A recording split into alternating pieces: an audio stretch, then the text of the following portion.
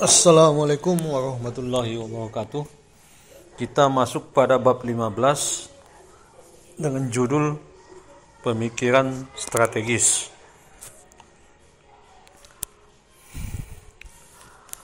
Pemikiran strategis artinya adalah kemampuan untuk melihat gambaran besar, menganalisis berbagai faktor, dan merencanakan langkah-langkah jangka panjang secara cermat untuk mencapai tujuan tertentu. Artinya, kita harus memiliki kemampuan melihat gambaran besar. Apa yang harus kita tuju? Seberapa besar yang menjadi tujuan kita? Apa-apa kandungan di dalamnya? Bagaimana tahapan-tahapan mencapainya? Bagaimana menganalisis berbagai faktor, merencanakan langkah-langkah jangka panjang untuk mencapai tujuan tersebut. Pada halaman 154, Jason menggambarkan kisah Jenderal Robert Lee dengan Jenderal Stuart. Jenderal Robert Lee ini adalah komandan perang yang diakui mempunyai kemampuan. Sedangkan Jenderal Stuart adalah seorang yang ahli dalam pengintaian.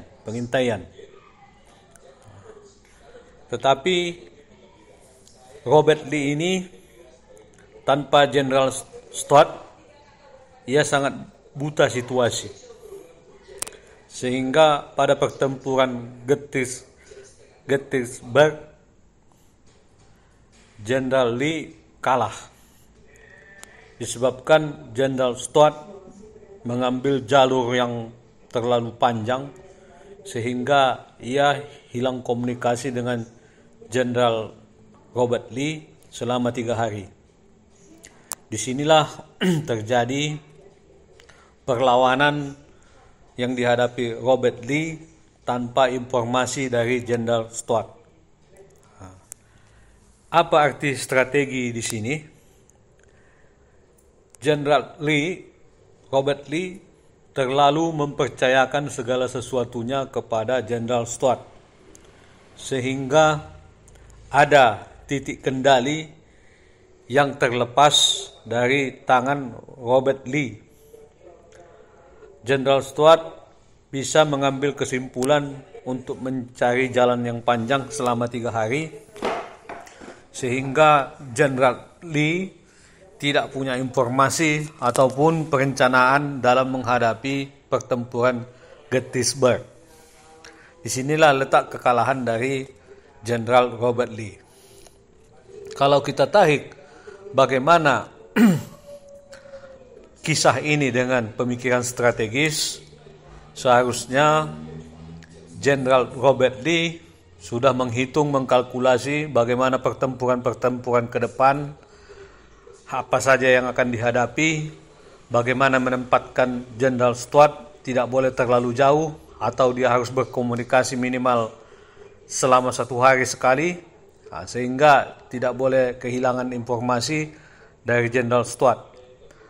Inilah fungsi perencanaan ataupun pemikiran strategis yang terlepas dari Robert Lee, sehingga Jenderal Stuart tidak memahami resiko yang dia sebabkan dengan meninggalkan Robert Lee selama 3 hari.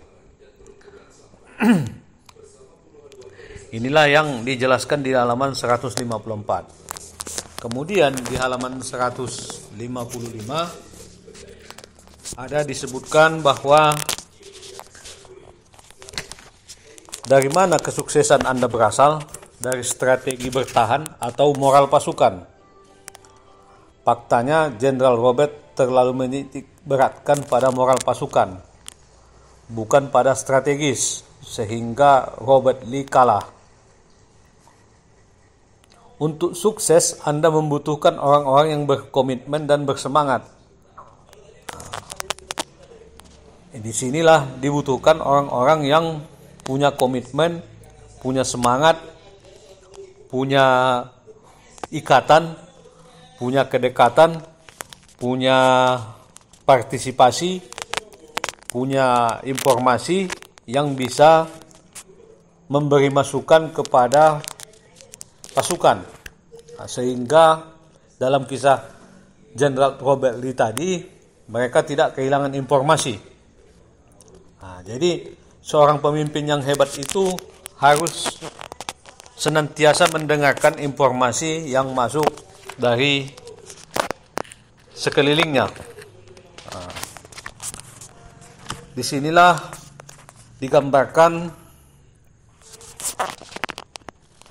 bahwa Jenderal Robert tidak bisa beradaptasi dengan situasi di sekelilingnya yang sering berubah dalam medan pertempuran.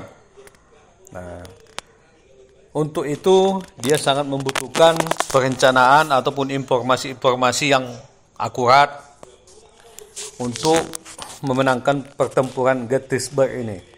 Nah, di sini ditunjukkan seperti sebuah rintangan ataupun balok. Anda harus melompat dari satu balok ke balok yang lain, melangkah, meloncat untuk mencapai suatu tujuan. Demikian, terima kasih. Pada halaman 156, Jason mengangkat cerita tokoh Winston Churchill. Winston Churchill ini adalah seorang Perdana Menteri yang menggantikan Neville. Dia diangkat 10 Mei 1940. Churchill berhasil mengangkat semangat dengan bahasa, dengan strategi yang kuat, yang berkarakter, sehingga kepemimpinan strategis yang kita bahas di depan sangat melekat kepada dirinya. Karena dia bukan hanya membangkitkan Inggris dengan strategi, tetapi dengan bahasa dan semangat. Ia mengatakan ia ditunjuk menjadi Perdana Menteri Inggris bukan untuk menuju kekalahan. Ini salah satu bahasa yang membangkitkan semangat masyarakat Inggris untuk bertahan terhadap Nazi Jerman. Di saat negara-negara lain sudah menyerah kepada Jerman, tetapi Winston Churchill masih tetap semangat, bahkan ia mengatakan dia tidak akan menyerah. Sampai pada akhirnya Amerika ikut membantu Inggris, akhirnya mampu menaklukkan Hitler, Nazi Jerman.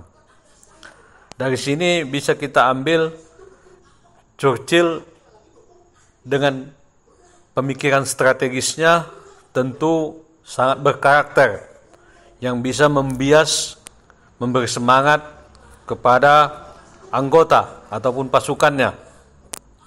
Karakter di sini memberikan ia pandangan yang seimbang. Dia mampu menunjukkan gambaran yang lebih lebar secara detail.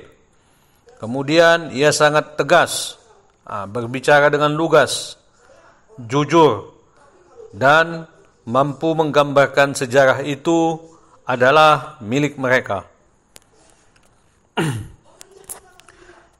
Churchill mengatakan kesuksesan itu berasal dari kegagalan demi kegagalan tanpa kehilangan antusiasme, tanpa kehilangan semangat untuk merebut kemenangan. Bukan sebagai alasan untuk mengada-ngada ataupun sekedar hayalan ataupun imajinasi. Tetapi ia mengatakan kesuksesan itu berasal dari kegagalan demi kegagalan. Artinya kegagalan itu adalah tangga wajib yang harus Anda pijak untuk mencapai kesuksesan dengan penuh antusiasme. Itu yang di halaman 156.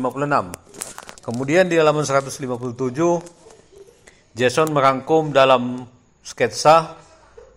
Pertama, membuat kunci keputusan strategis adalah. Yang kedua, memilih pemimpin yang baik. Yang pertama tadi, membuat kunci keputusan yang strategis. Arahnya harus tepat. Yang kedua, memilih pemimpin-pemimpin yang tepat, orang-orang yang tepat untuk menjalankan perencanaan strategis tersebut. Yang ketiga, memberi arahan yang jelas dan arahan ke pekerjaan yang efektif. Bukan sekedar rutinitas yang tidak terukur, tetapi mempunyai manfaat indikator yang jelas.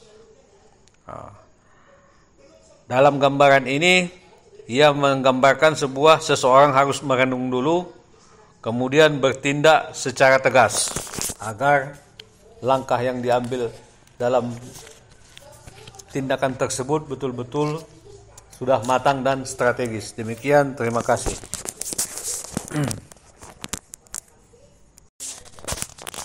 Kita lanjut pada halaman 158. Tanggung jawab membutuhkan wewenang yang setara.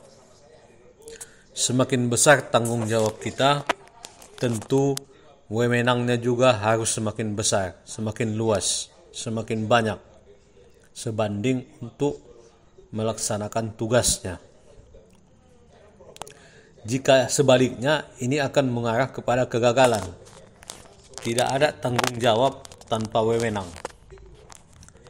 Semakin besar tanggung jawab, wewenang semakin besar, semakin banyak pekerjaan. Bukan tanggung jawab semakin besar, tetapi wewenang semakin kecil. Ini adalah bertolak belakang yang akan mengarah kepada kegagalan. Churchill mengatakan, semakin jauh ke belakang, Anda bisa menatap masa lalu. Semakin jauh ke depan, Anda akan melihat masa depan. Ini suatu bahasa yang memberi semangat kepada seorang pemimpin agar mempunyai pemikiran yang strategis. Masa depan itu butuh tanggung jawab, karena dia akan mengarah kepada ketidakpastian. Anda bisa menatap masa lalu sebagai tolak awal mengambil keputusan untuk bertindak mengambil suatu perencanaan ke masa depan. Jadi Anda duduk hari ini di masa kini tidak bisa lepas dari masa lalu, tapi tidak bisa untuk diam. Anda harus melangkah ke masa depan. Inilah yang dimaksud dengan tanggung jawab itu harus berani mengambil wewenang. Kemudian ada pengambilan keputusan yang kolektif. Seorang pemimpin akan terhambat jika terlalu mengambil keputusan yang kolektif. Tetapi seorang pemimpin itu cukup mendengar dari seluruh arah informasi dan harus berani mengambil keputusan yang tepat dan cepat. Tidak boleh terlalu berlama-lama. Inilah yang dimaksud dengan pengambilan keputusan secara kolektif yang bisa mengarah kepada penundaan. Demikian, terima kasih. Pada halaman 159, Jason menggambarkan pertempuran Bulji antara Amerika Eisenhower versus Hitler Jerman. Di sini Jason menggambarkan karakter dua pemimpin ini sangat berbeda, sangat kontras 180 derajat, sehingga ini sangat mempengaruhi pasukan anggota yang mereka pimpin dalam pertempuran ini masing-masing. Tentu harus dikendalikan oleh pemimpinnya. Di sini karakter dari Eisenhower itu dituliskan militer yang adaptif dan terpercaya. Hitler memerintah untuk terus maju. Eisenhower mendengar stafnya. Hitler tidak mendengar. Eisenhower memimpin dengan menginspirasi. Hitler memimpin dengan menanam rasa takut. Eisenhower tenang, rasional, tidak panik. Hitler sangat reaktif. Eisenhower menunggu kesepakatan. Hitler selalu mendikte. Eisenhower staf yang terintegrasi. Ia sangat membutuhkan staf yang saling bekerja sama, yang terhimpun. Sedangkan Hitler tidak ada keterbukaan, tertutup. Eisenhower optimis dan membangun moral. Hitler stoik dan menebar ketakutan. Di sini kita lihat perbedaan karakter pemimpin ini menentukan hasil pertempuran. Dari beberapa karakter tadi yang sangat kuat itu adalah Eisenhower itu berkonsultasi dan membuat kesepakatan, memberi waktu untuk memutuskan, kemudian mengeksekusinya dengan tepat. Disinilah pemikiran strategis itu dibutuhkan. Bagaimana seorang pemimpin mengkombinasikan tadi antara karakter mereka, kemudian tanggung jawab dan tugasnya, kemudian berani mengambil keputusan yang cepat walaupun secara kolektif, seperti yang ditunjukkan oleh Eisenhower dalam pertempuran Bulji melawan Hitler Jerman. Ia berhasil berkonsultasi dan membuat kesepakatan, memberi waktu sebelum memutuskannya, kemudian mengeksekusi dengan tepat. Inilah salah satu gambaran yang dibuat Jason dalam pemikiran strategis yang harus dimiliki oleh seorang pemimpin. Demikian, Assalamualaikum warahmatullahi wabarakatuh.